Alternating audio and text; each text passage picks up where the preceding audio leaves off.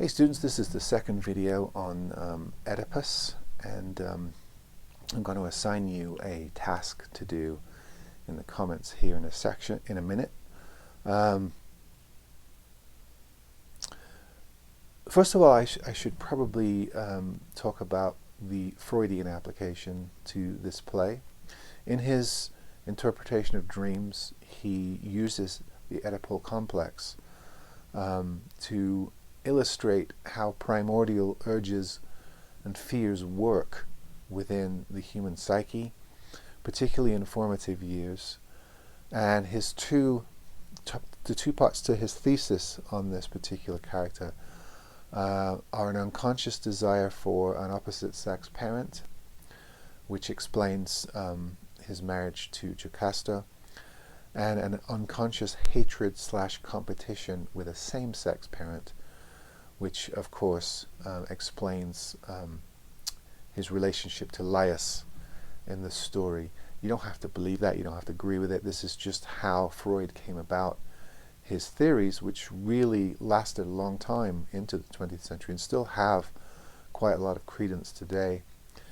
And it's all built around this particular story, which is well known from various works, including this play. What I would like you to do in the comment section of this video is I'm going to assign you a character, and what I want you to do is give me a basic overview of your character's personality.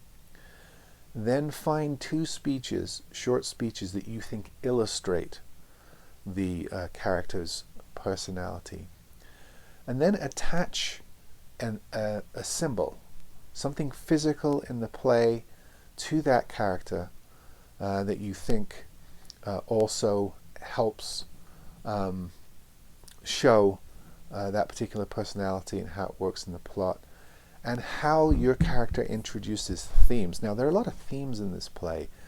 There's fate versus free will, there's tragic flaw, there's self-fulfilling prophecy, denial of truth, guilt and justice, wisdom and knowledge, blindness and sight. It goes on and on. The past always being present with us, state control versus unwritten laws. There are lots of different themes in this play. Which ones can you attach to your particular character, and show me a speech which illustrates that? So let's give Oedipus to Tyler. I'm going to give Oedipus to Tyler. Oedipus is the central character in the play, man of action, overconfident, but of course is the tragic figure that is completely undone in this play. Let's give Crayon to Angel. Not saying you're the bad guy, Angel, but this is sort of the foil or the opposite to Oedipus in this play. Clever, statesman-like character that takes advantage of the situation by the end of the play. Seems just at first. When you get into the second play and the third play, you really begin to figure out Crayon. But here you have a taste of his power or aptitude for power. Jocasta, the mother, will give to Aaron. Let's give Jocasta to Aaron. Innocently damned character. Greek tragedies are very cruel to women, mothers and daughters, as you'll see from this particular play. Very painful character, who also has the truth revealed to very dire circumstances in this play. And then Shiraz, I'll give you a choice.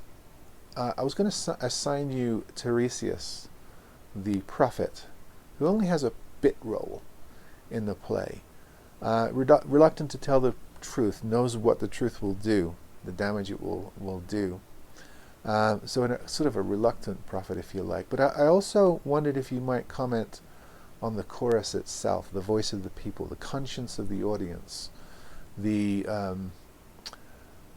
disseminators of history and mythology in this play. They fill in the gaps. Maybe you could do a combination of both.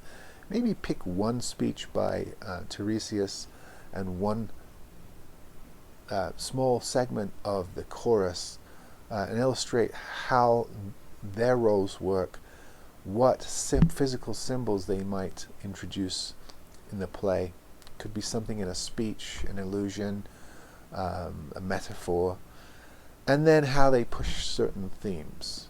So there is a job for all four of you. If you would just maybe put a paragraph to answer those queries in the